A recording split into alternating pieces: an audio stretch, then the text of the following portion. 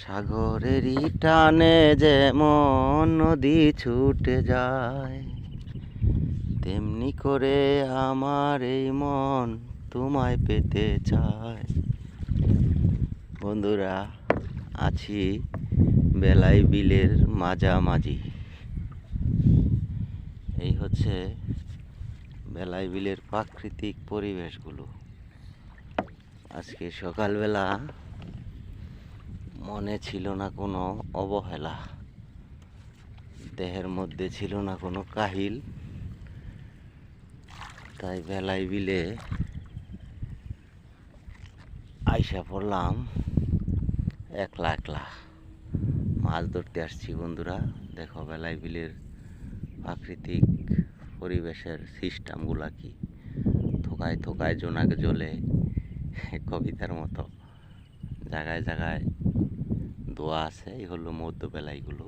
আর ওই যে বেলাই বিলের মধ্যে গাছগাছিলাগুলো দেখা যাচ্ছে, এগুলো হচ্ছে ডাঙ্গার পাড়। ডাঙ্গার পাড়ে গাছগাছিলাগুলো বড় হয়েছে, ইচ্ছা করলে বাড়ি ঘর ছোট ছোট করে করা যাইব এখানে। এখনো ডুবে নাই ডাঙ্গার পাড়গুলা, অনেকটা বাসা আছে। এরকম প্রাকৃতিক দৃশ্যগুলো বেলাই বিলের যে তাজা তুইলা ধরি আমি। আর এই যে এই সাইডে এগুলো হচ্ছে শাপলার বাগান, যার যত খুশি এসে নিয়ে যাও, কোনো বাধা নাই। নিরাপত্তা রক্ষীও নাই এখানে, যার যেমনি খুশি যত খুশি নিতে পারো। শহরে 5টা 7টা শাপলা দিয়া 30 টাকা 40 টাকা এরকম বেচা কিনা হয়। আর আমাদের এখানে বাগান অভাব নেই, আমরা নেই না। এই দেখো বন্ধুরা, সব চারিদিকে, মধ্যে কিছু জায়গা বাকি আছে, আর সব দিকে শাপলার বাগান। শাপলা আছে জায়গায় জায়গায়, দামের ফাঁকে ফাঁকে।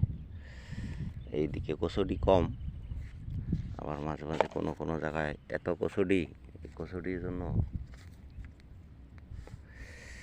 এইদিকে হচ্ছে পুবাইল,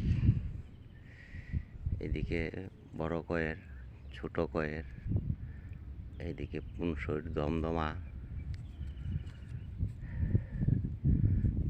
যাওয়ার দরকার ছিল। এদিকে ব্রাহ্মণগাঁও, এদিকে